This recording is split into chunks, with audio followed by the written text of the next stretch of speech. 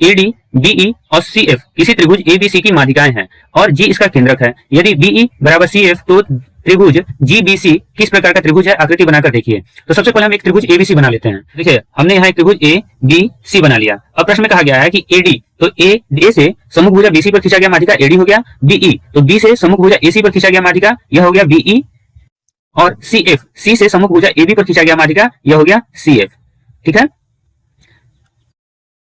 अब प्रश्न में दिया गया कि G इसका केंद्रक है, तो यह तीनों माध्यिका जिस बिंदु पर मिलेंगे उसे हम इसका केंद्रक G कहेंगे। ठीक है। यदि BE बराबर CF, देखिए BE यह जो माध्यिका है BE और यह जो माध्यिका है CF यह दोनों बराबर हैं, तो त्रिभुज GBC किस प्रकार का त्रिभुज होगा। त्रिभुज GBC, इस त्रिभुज के बारे में पूछा जा रहा है कि यह जो त्रिभुज बन रहा है GBC, यह जो त्रिभुज बन रहा है यह त्रिभुज किस प्रकार का त्रिभुज होगा। तो देखिए हमने त्रिभुज के माध्यिका के गुण में पढ़ा कि त्रिभुज की माध्यिका 2:1 के रूप में विभाजित होती है। ठीक है। यदि BE बराबर CF है, ठीक है, अगर हम BE की लंबाई को 6 सेंटीमीटर मानते हैं तो CF की लंबाई भी 6 सेंटीमीटर होगा। अब यह जो 6 सेंटीमीटर होगा वह 2:1 के रेशियो में डिवाइड होगा। मतलब यह जो बिंदु G पर आकर मिल रहे हैं तो GE का जो अनुपात होगा वह 1 होगा और BG का अनुपात जो होगा वह 2 होगा। इसी प्रकार CG का जो अनुपात होगा वह 2 होगा और GF का जो अनुपात होगा वह 1 होगा। ठीक है। मतलब हमें इसे 2:1 के अनुपात में बांटना है। तो देखिए अगर हम इसे 2:1 के रूप में बांटेंगे तो इस अनुपात का जो वैल्यू होगा वह 6 × 2/3 होगा। अब इसे काटेंगे तो यह हो जाएगा 4 और यह जो हो जाएगा वह 2। तो इसकी लंबाई जो होगी वह 4 सेंटीमीटर और इसकी जो लंबाई होगी 2 सेंटीमीटर। इसी प्रकार यहाँ भी इसकी लंबाई 2 सेंटीमीटर और इसकी लंबाई